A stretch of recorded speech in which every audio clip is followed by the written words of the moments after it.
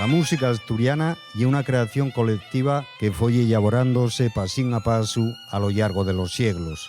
Asina surdiron instrumentos, estilos, cantares e melodías que dieron forma.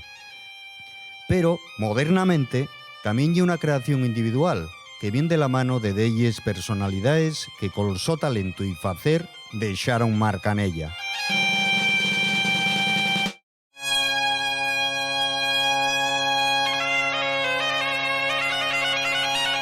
La gaita y el instrumento más característico de Asturias.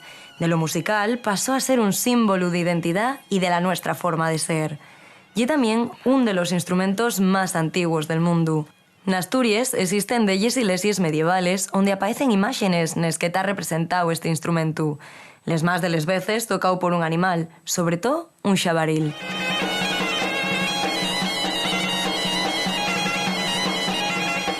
Na historia de la gaita asturiana hubo y hay de ellos gaiteros destacados, pero sobresal un intérprete que llegaría a marcar y ser ejemplo para las siguientes generaciones, José Remis Ovalle. Fiu de gaiteru, Remis Ovalle nació en 1910 y con 8 años ya acompañaba al tambor a sopá, el gaiteru Margolles, peles romeríes. Con 12 inicióse en el instrumento y en 1956 concedieron el título de Gaiteru Mayor de Asturias, después de ganar el concurso de gaiteros de Xixón.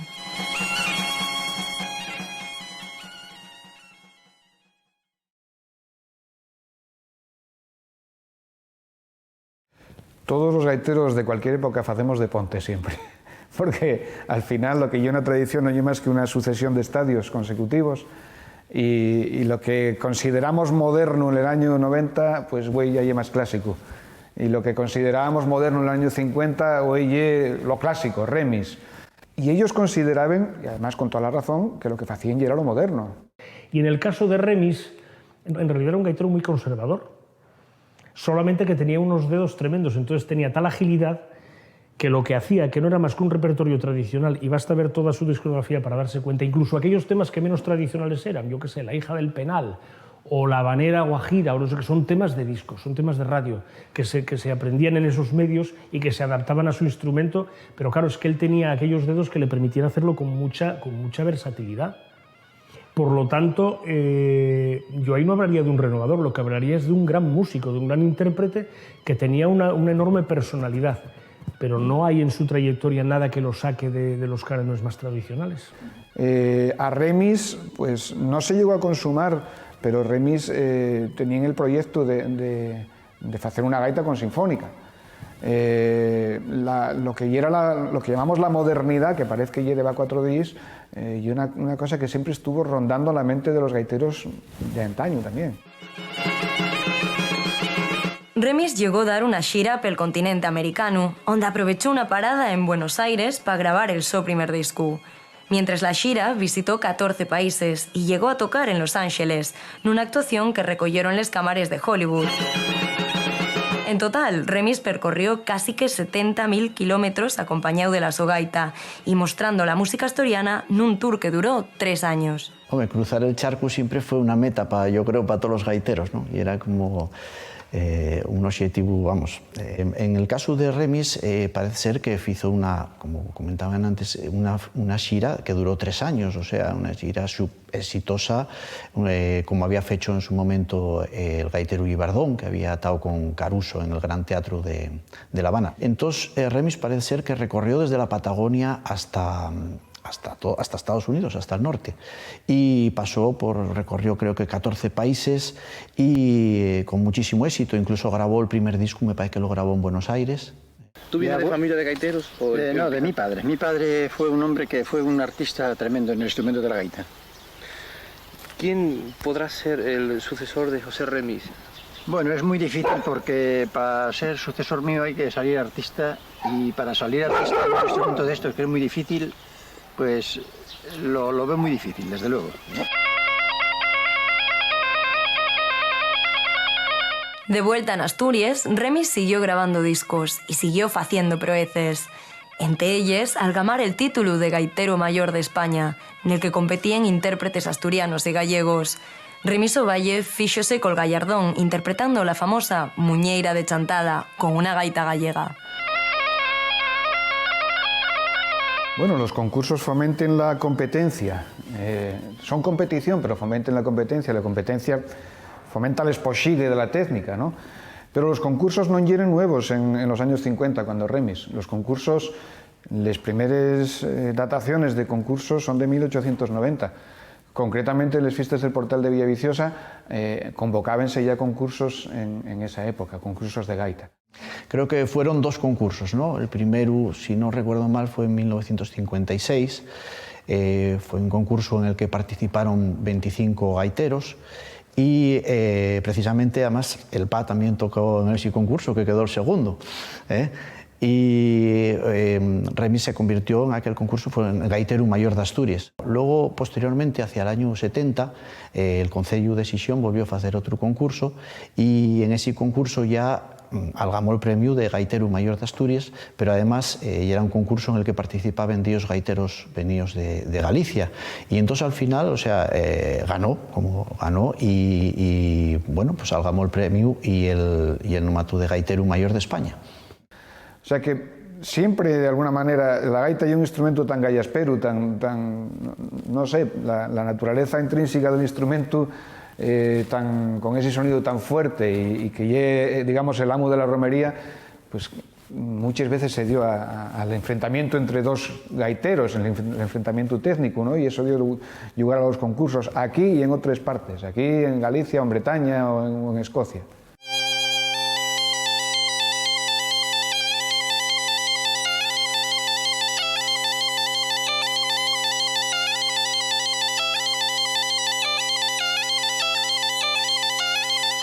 Contó, entre todas las aportaciones de Remis Ovalle, destaca el floreu de Remis.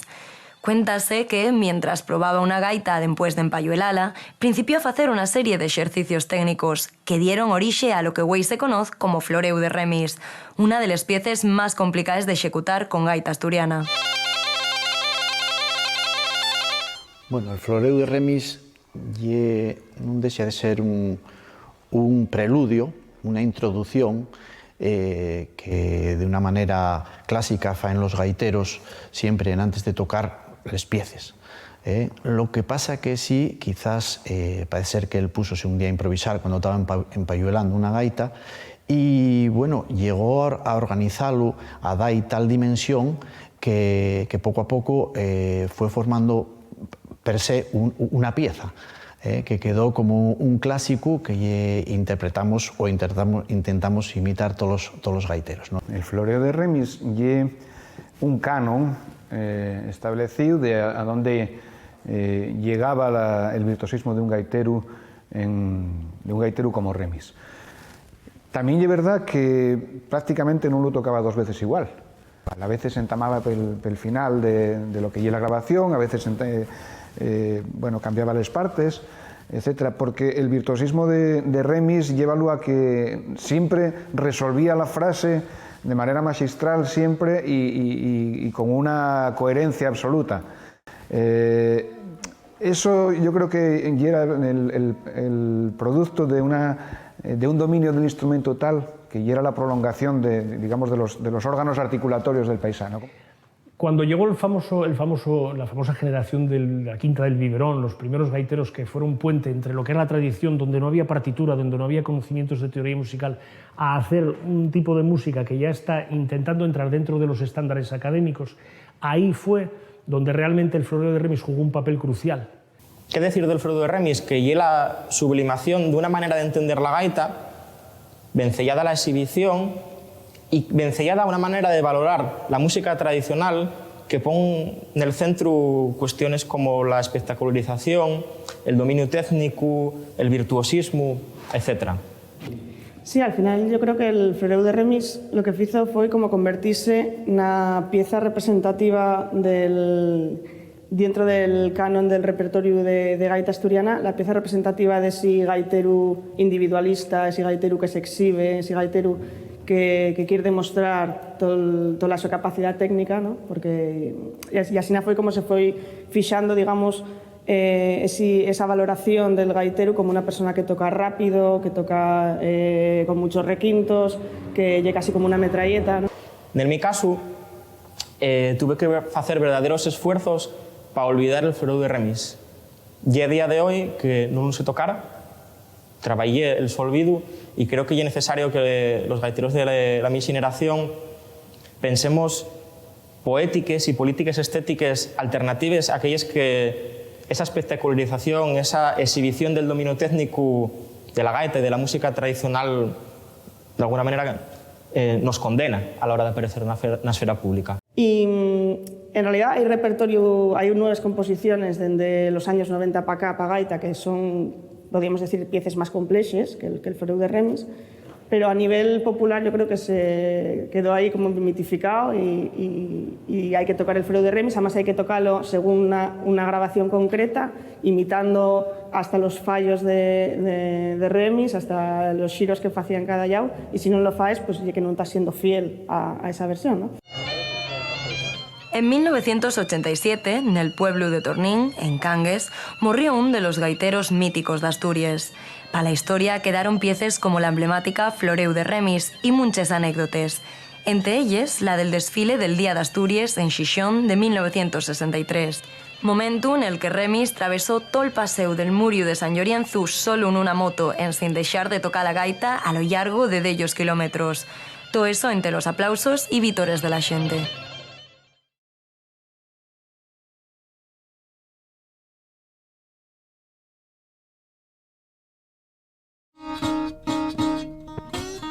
En el año 1952, Asturias recibió la visita del canguaño y un de los folcloristas y musicólogos más renomados de la historia, Alan Lomax.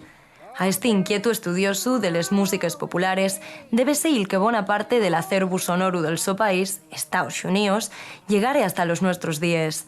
Pa ello percorrió la mayoría de aquel extenso territorio grabando el so amplio y variado folclore.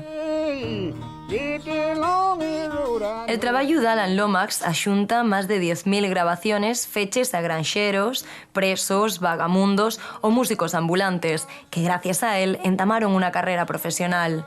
Con el empiezo de la caza de bruxes del general McCarthy, Lomax, que estaban en llistes de simpatizantes col comunismo, aprovechó para establecerse en Londres y entamar una serie de viajes pel mundo, desde el Caribe a Asia, pasando por Europa. De esos viajes publicó la serie titulada World Library of Folk and Primitive Music, editada por Columbia y compuesta por 18 álbumes. De la misma forma que contamos la importancia que tuvo Eduardo Martínez Torner en esa recuperación de una música tradicional que se hacía en ese momento en los pueblos, tenemos que contar la referencia de otros musicólogos que vinieron por Asturias, como fue el ejemplo de Slinder, como el de Alan Lomax o como el de Matos, que regresando a ellos también tenemos la opción de ver en ese determinado momento qué era lo que se estaba haciendo en Asturias. Quizás la referencia más interesante por la cantidad de gente que tuvo un contacto con él y la de Alan Lomax. Y merece la pena esta grabación, última recuperación de todas las grabaciones que hizo el Museo del Pueblo de Asturias, porque es un material de primera mano realmente guapo. En 1952, la so compañía discográfica comunicó que se quería editar la so serie de música tradicional internacional. Tendría que incluir un disco dedicado al Estado español. Lomax, que refuga fondamente el régimen franquista, acepta y percorre la península ibérica.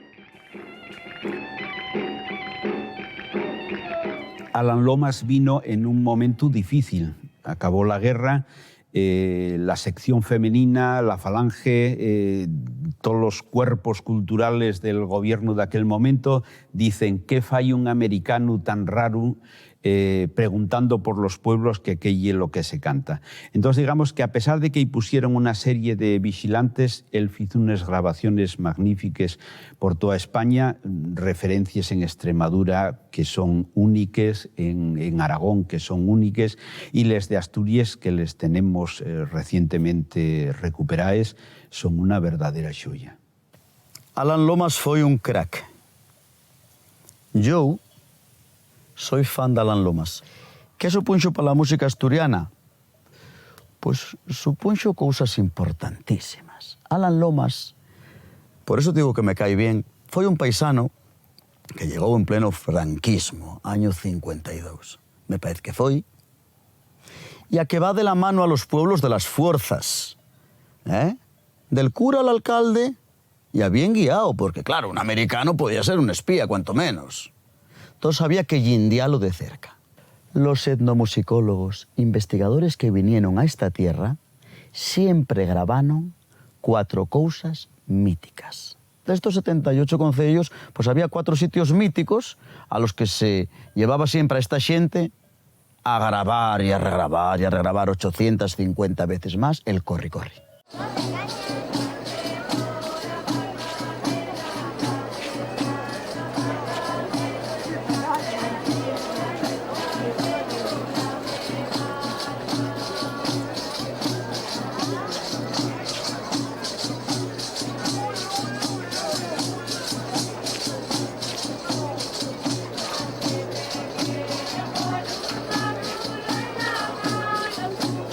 Alan Lomas va a Cabrales de la mano de expertos a grabar el corri-corri, pero veis sentada una mujer de pañoleta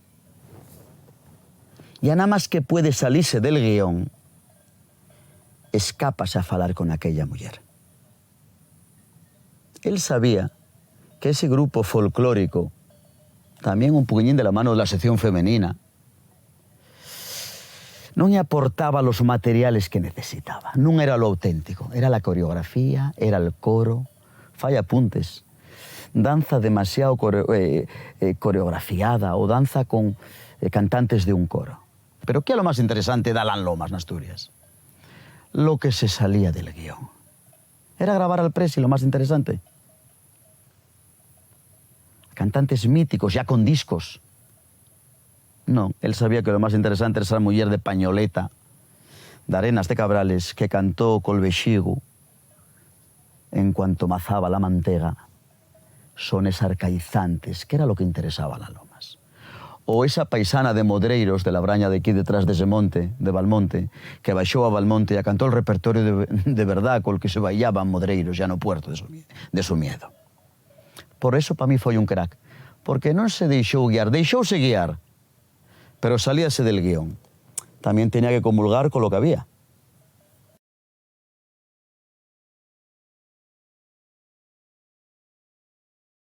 El pañuelín de seda. Otra de las figures más importantes de la historia de la música asturiana también lle de esa dómina. Falamos de José González el Presi, que se convirtió en todo un fenómeno de masas en los años 50. Nació en el barrio Xixonés del Carme en 1908. El sonomatu bien de que de mozu foi presidente del equipo de fútbol Racing del Carme. El Presi y otro de los ejemplos de asturiano por excelencia. Primero, pasa y lo que a xovellanos ya que hay otra referencia que tenemos. Para facer de algo en Asturias tiene que triunfar fuera. En el momento en que triunfa fuera y vuelve para Asturias, ye el gran el Presi. Pero pasa ahí lo mismo que ellos pasa a todos los que intenten hacer de algo diferente, que ya está renovando la tonada. No, la tonada está renovándose continuamente, cada año renuévase.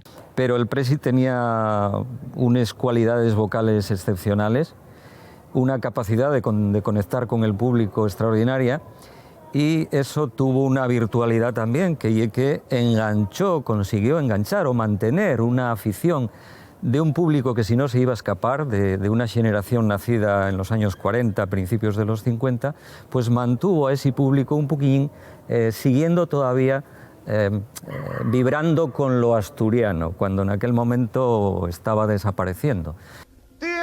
El primer contacto con la música del Presi fue al través de los sones sudamericanos, con la su participación en el cuarteto Los Pamperos. Después, al través de los cantares entonados en chigre al calor de unas botellas de sidra, pasó a la música asturiana con el grupo Los Farapepes. La voz del Presi reclamaronla bien de compañías teatrales. Los Farapepes participaron en muchas funciones y el Presi, a más de cantar con ellos, comenzó a cerrarles sesiones en solitario, pero cantando flamenco.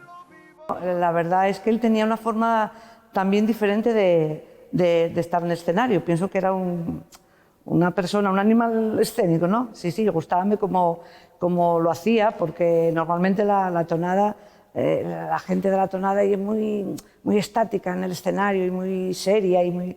Sin embargo, él yo creo que transmitía más a la gente, ¿no? Animaba a la gente a, no sé, a escucharlo más y a aplaudirlo y todo eso, ¿no? Y el Presi tiene tal éxito que xunta orquesta, guitarra, canción asturiana y crea un espectáculo magnífico que yo muy de pequeño todavía tuve la bendita suerte de poder verlo, y tengo de decir que en la misma época en la que Opladí, Opladá y era el cantar nuestro de los coches de choque, también lo yera Dime Xilguerín Parleru, cantado por el Presi.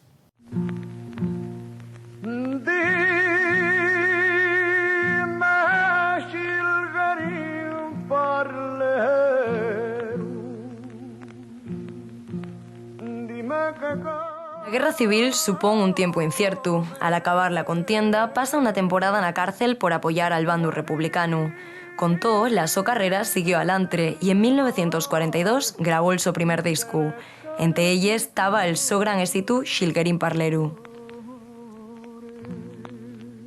Contó a una buena parte del público y de los sectores más puristas, no les gustó que el Presi se acompañara de guitarra, llegando a acusarlo de nun cantar asturiano. Y ya que el enfotu del Presi era separarse del repertorio avezau de la su época y asina renovar la canción asturiana. Bueno, pues sí, para mí el Presi fue único. Y luego cantaba la tonada, que todavía estuve escuchando el otro día cuando salí de Asturias, que yo hay muy poca gente que me ponga los pelos de punta, como decimos aquí normalmente. Bueno, pues el Presi era uno de ellos, y luego las canciones que cantaban él, como decía él, eran caxigalines, pero es que los caxigalines triunfaban. Entonces, eso, para un artista, si se quiere dedicar a ello, tiene que hacer cosas así, para poder triunfar. Y para mí, yo tenía una inmensa admiración por José González del Presi. El caso del Presi es un caso que abarca absolutamente todo. Si uno repasa la discografía del Presi, se encuentra con tonadas absolutamente canónicas. Pero claro, de repente el Presi fue un hombre que viajó por fuera de España, por España por supuesto y por América.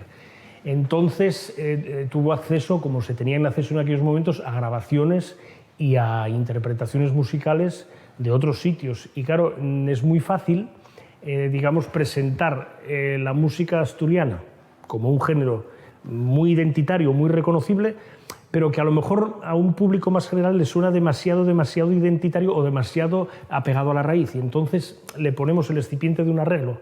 Esto pasó exactamente igual con Amalia Rodríguez y los fados en Portugal. Amalia Rodríguez cantaba con la viola y cantaba el fado tal, pero luego tiene arreglos orquestales. Y esto es un fenómeno, es decir, que no es nada nuevo, sino que entran dentro de unas dinámicas que pertenecen a la época. Nel cumal de la so carrera, el Presi preparó una xira per América.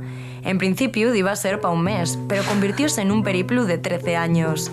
Ufiertó conciertos en Cuba, donde actuó junto a artistas como Lucho Gatica o Olga Guillot. Pero también tocó en países como Ecuador, Venezuela, Estados Unidos y trasladóse a México, donde estableció la so residencia. Allí conoció al escritor Alfonso Camín, que lle escribió a costa fecha d'elles lletres pa les sos canciones.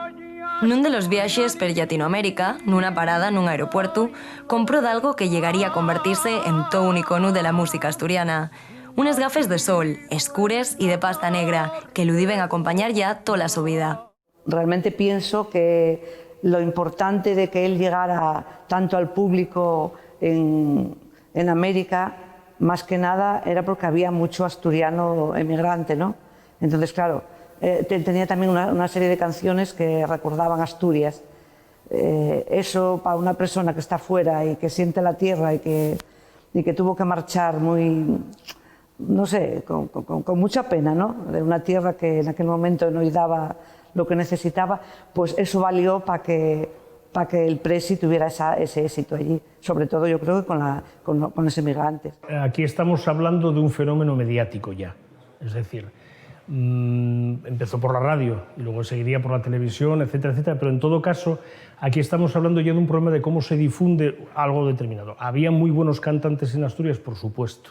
Es decir, que aquí estamos hablando de que estos jugaron el papel de ser los héroes, o digamos, o los mitos de la música asturiana. ¿Cuáles eran los dos pilares que se habían fundamentado para la música asturiana desde siempre? Pues uno era la gaita y otro era la asturianada. Y entonces cada uno de ellos tenía que tener su propio personaje y su propio mito. Campanines de mi aldea, campanines de cristal, vuestro sonido me guíe. Mientras la su ausencia de Asturias, el Presi continuó siendo un cantante popular. Col cantar Campanines de mi aldea llegó a vender miles de copias en Asturias, pero también en Sudamérica.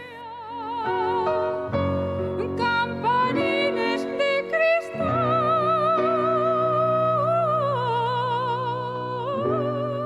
Por ejemplo, Campanines de mi aldea, claro, y una canción que esa tuvo que triunfar sí o sí en América, entre los inmigrantes, era, vamos, escucharla y llorar la gente, ¿no?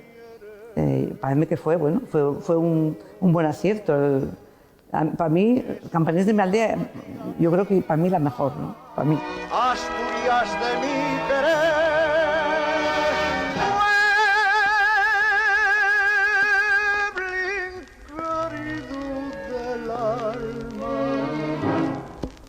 Cuando volvió a Asturias, el Presi ya era todavía más famoso que cuando marchara.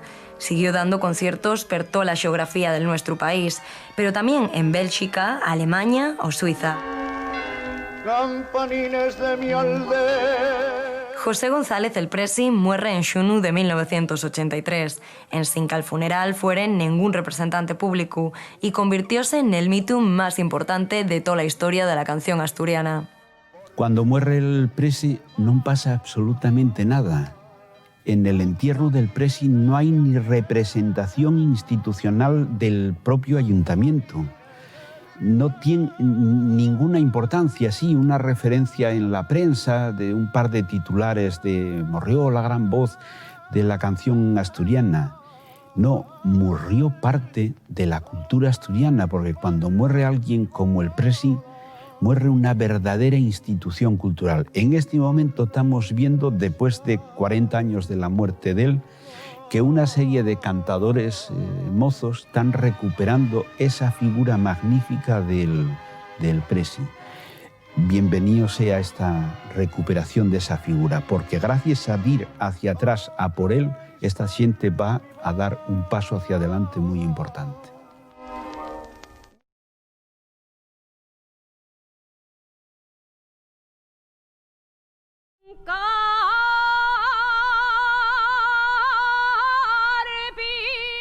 L'icono femenín por excelencia de cantante de tonada, en sin ninguna dulda, fue y ye la Busdonga. Pionera y creadora del patrón a seguir como modelo de bona intérprete, la Busdonga marcó el devenir de bien de generaciones posteriores, y todavía güey caltien intacto ese aura. Aunque también hubo otros intérpretes importantes en la historia de la canción asturiana, como Josefina Fernández, la voz de referencia en la posguerra, Leónides Fernández, Socorro Noriega, Diagmina Noval y muy especialmente Diamantina Rodríguez.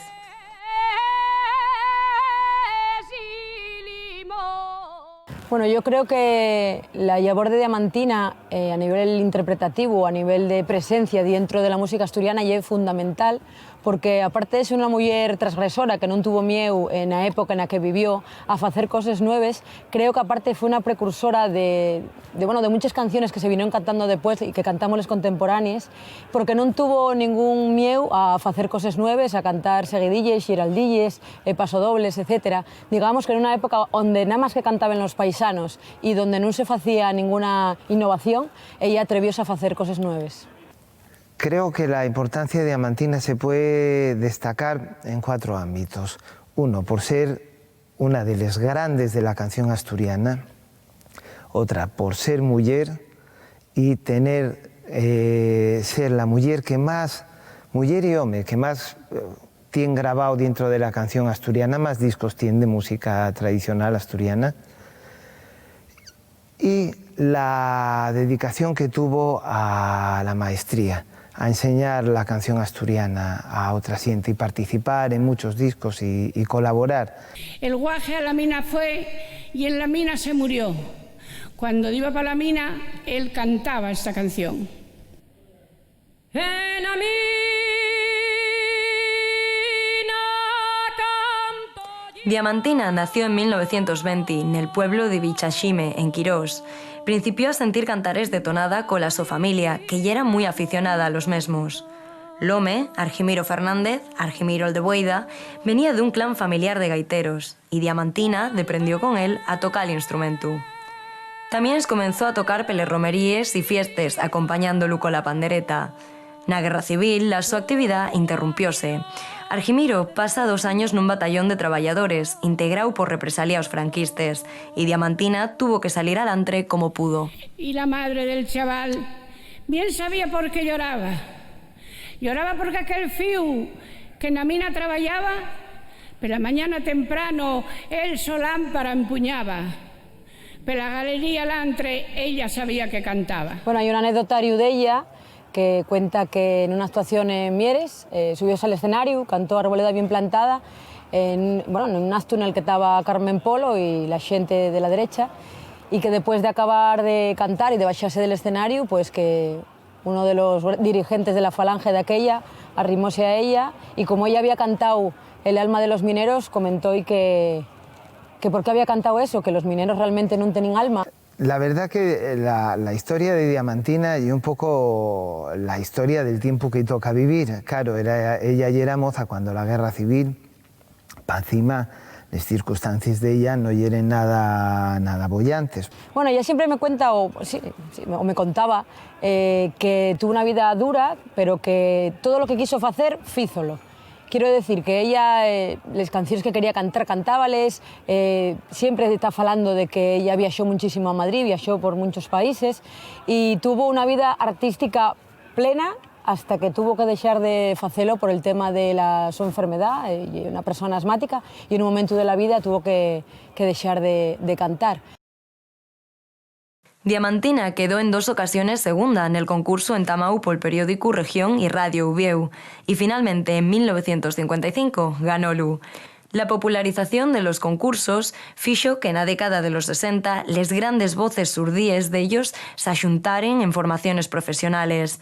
Asina nacieron la Compañía de Campeones de la Canción Asturiana, Asturias Canta, o Así Canta Asturias, con les que Diamantina actúa per toda Asturias y la mayoría de centros asturianos del Estado. La sonadía calgama entós fixo que llegare a participar na serie de televisión más popular del momento, La Casa de los Martínez. Bueno, yo sencillo, ella, aparte de que ella era una gran intérprete y trabajaba con la agrupación de aquella Así Canta Asturias, que vive moviéndose por todos los concellos de Asturias, sí me contó también que ella trató con grandes compositores como Torner o Baldomero Fernández y que hicieron con ella repertorio específico para voz y piano. Y en ese sentido, esas grabaciones que ella hizo a posteriori en Madrid, que siempre está hablando de que ella tuvo en las grandes compañías discográficas de la época, hizo que tuviera un espaldarazo importante a nivel artístico en Asturias y que pudiera viajar y conocer, ya te digo, gente de muy alto rango en la historia musical de Asturias, como fue Torner. Claro, yo soy músico y soy pianista, y una de las cosas que me presta mucho es que Diamantina volvió a incorporar el piano en algunos de los discos, cosa que no era llena la canción asturiana. Y como probablemente sabéis, todo lo que implicó a primeros de siglo la participación de músicos, sobre todo que eran pianistas y acompañaban a gente de la tonada, de un punto de vista creativo, a la vez como de dignificar, en la medida que se sacaba la tonada del ámbito puramente folclórico, a llevarlo a sales de conciertos.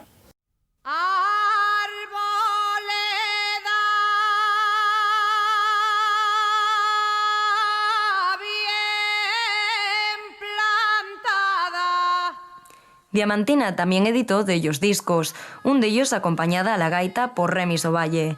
Allí incluíase la pieza que iba a convertirse en la más significativa de la su carrera, Arboleda bien plantada, compuesta por ella misma.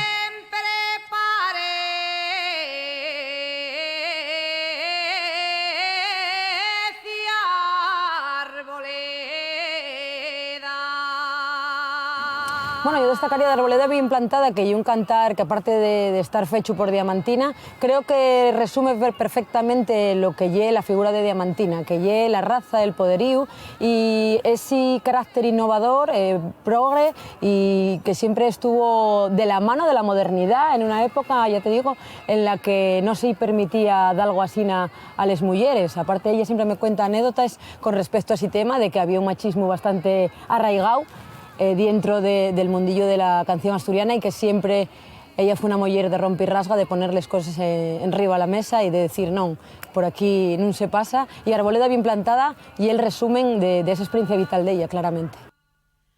Puente de Sama,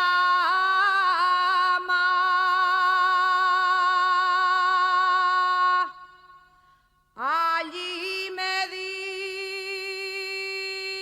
yo te quiero. Diamantina foi cantadora nun tiempo en que les voces de mulleres yeren moi poques, además interpretando un repertorio que trascendía la tonada. Arriesgóse con composiciones propias y recuperó el piano como instrumento de acompañamiento para la asturianada, pero sobre todo sentó les bases para que una generación nueva se atreviera a hacer innovaciones nun ámbito tan encorsetado como ya era la canción asturiana del so tiempo. Bueno, yo creo que las grabaciones de Diamantina supusieron un referente para todos los cantantes de tonada contemporáneos de la época, que supuso una fuente de audios importantísima donde poder estudiar, donde poder mirarnos, y un espejo para poder ver por dónde tenían que ir los tiros de lo que fuera el futuro para la tonada, en este caso femenina.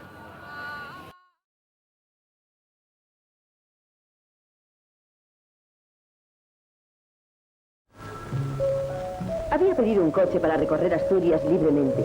Quería conocerla, conocer sus gentes, sus romerías, sus fiestas, porque en este tiempo toda Asturias es una fiesta.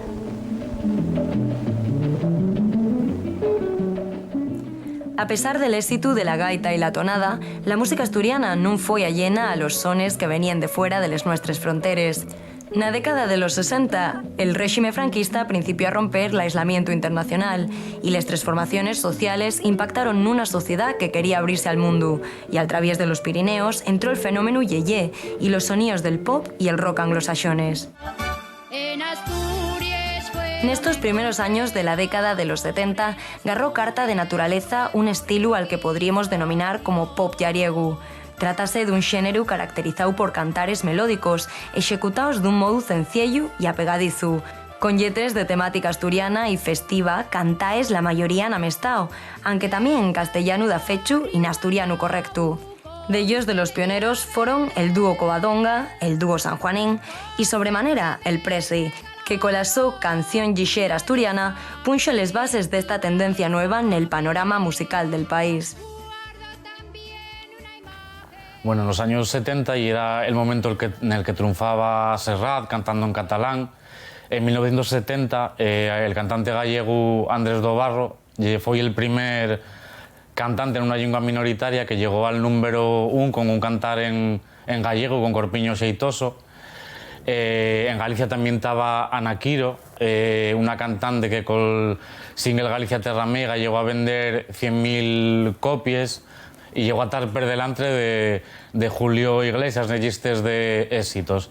En ese contexto, pues en el año 69, Víctor Manuel llegó al puesto 14 de los 40 principales con el villancico en asturiano en el Portalín de Piedra, y en ese contexto fue cuando La Pastorina publicó su primer LP, donde se incluyen temas como Asturianos Emigrantes que todavía están presentes en la memoria colectiva del pueblo asturiano. Fue María Rosa Quero, conocida artísticamente como La Pastorina, quien perfiló definitivamente en qué consistía esta música popular asturiana. Nacida en el pueblo de Cirieñu, Namieva, a la pastorina descubrióla artísticamente Remis Ovalle, que sintiera falar de lo bien que cantaba una niña de allí, y foi buscala para ver si era verdad. La cosa es que yo era tan, lo que decimos siempre, muy tímida, porque era una chavalina de un pueblo que nunca había salido, y bueno, pues eso de que te sonrojas por todo. Y entonces cuando fue a escucharme cantar, pues yo no quería cantar. Y hasta que mi madre dijo, vas a tener que cantar porque si no este señor no va a marchar sin oírte, porque ya le dijeron que cantabas bien. Y es que cantas bien, pero bueno, tiene que escucharte él. Y empecé a cantar ahí una línea trazada y cuando canté un trozo, que era lo que yo más, bueno, digo yo, digo, ya está, ya no necesito más. El mesmo Remis foi el que impuxo el nomatu de la pastorina pola súa profesión. María Rosa Quero principió entonces a cantar tonada y a presentarse a algún concurso para darse a conocer, pero con la idea después de pasar a interpretar otro tipo de canciones. En el 71, en Teberga, éramos mujeres y hombres. Y entonces dijo, te voy a presentar a este concurso, pero a este nada más. Ganes o no ganes, eso ya da igual. Yo he para darte a conocer. Empezamos por algo, vas a cantar tonada y bueno, allí me presenté. Estaba de jurado Cuchichi, Miranda, Diamantina, Agustín Argüelles y Manolo Ponteo. Teníamos un jurado de lujo.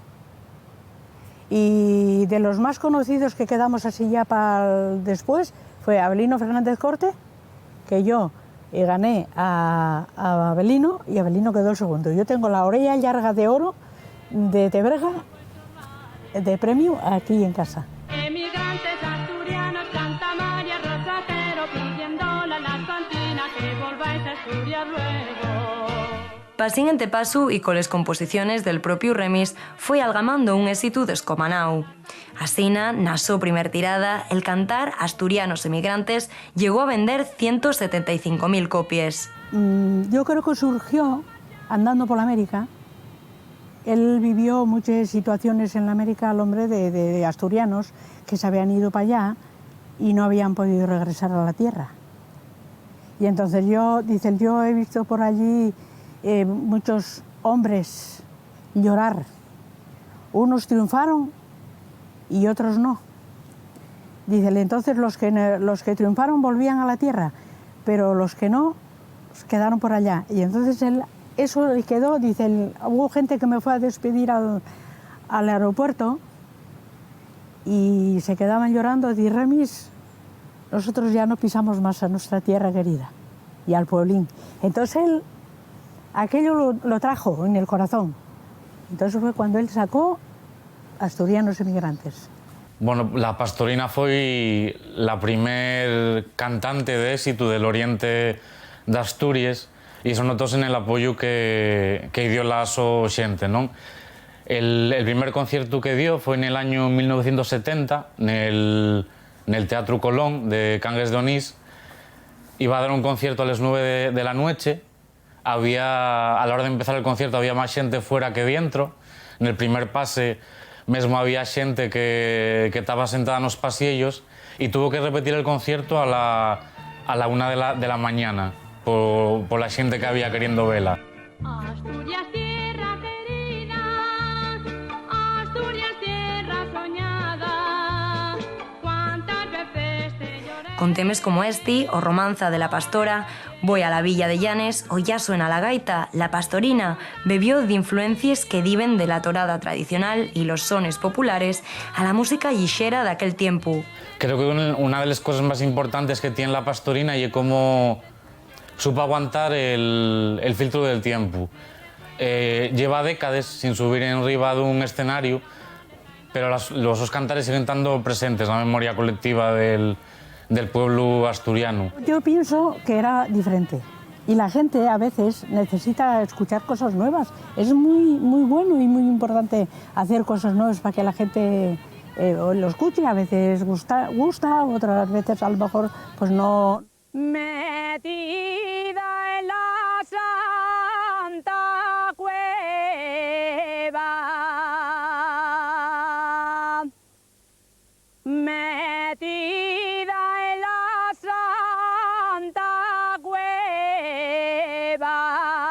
La Pastorina convirtióse en la primer gran estrella de la música asturiana en el formato single. Llegó a competir en popularidad y ventas con los intérpretes comerciales del momento a nivel estatal. También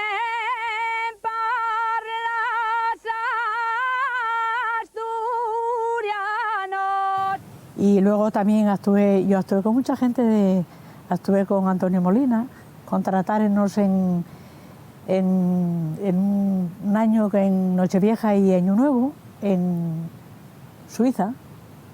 Hicieron un concierto allí, nos contrataron a Antonio Molina, a Remis y a mí, y a José Antonio, que estaba también.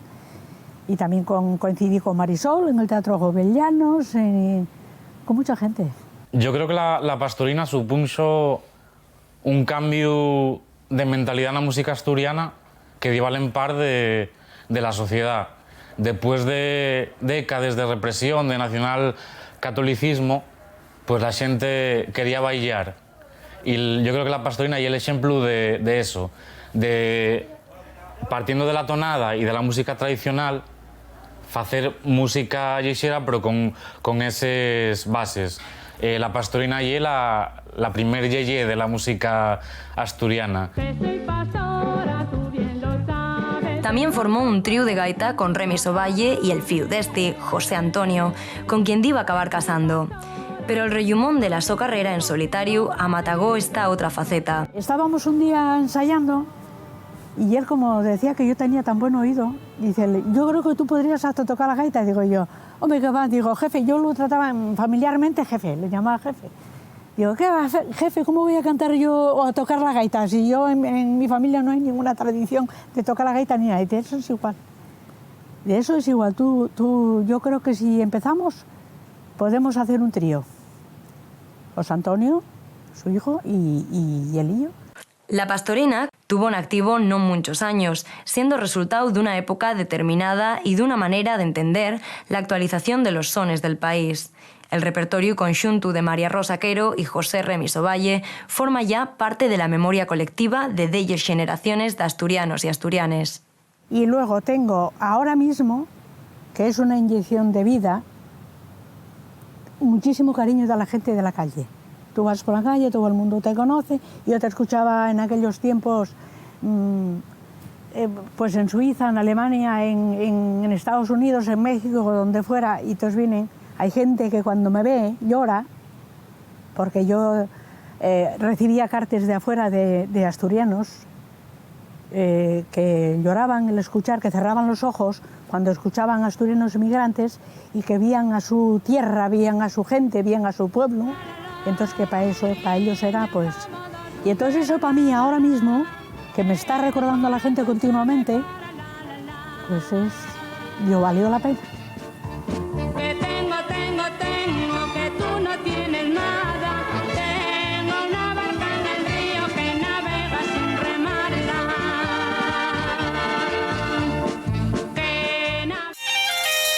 Nomes como los de Remis Ovalle, El Presi, Diamantina Rodríguez o La Pastorina son producto de un tiempo y de unas circunstancias muy particulares. Los años 50, 60 y 70 del siglo XX supusieron un resurgir de la música asturiana después de la catástrofe que fuera la Guerra Civil. En esas décadas, la gaita, la asturianada y la canción guixera asturiana llegaron a las discográficas y emisores radiofónicas algamando una repercusión y sonadía como nunca en antes.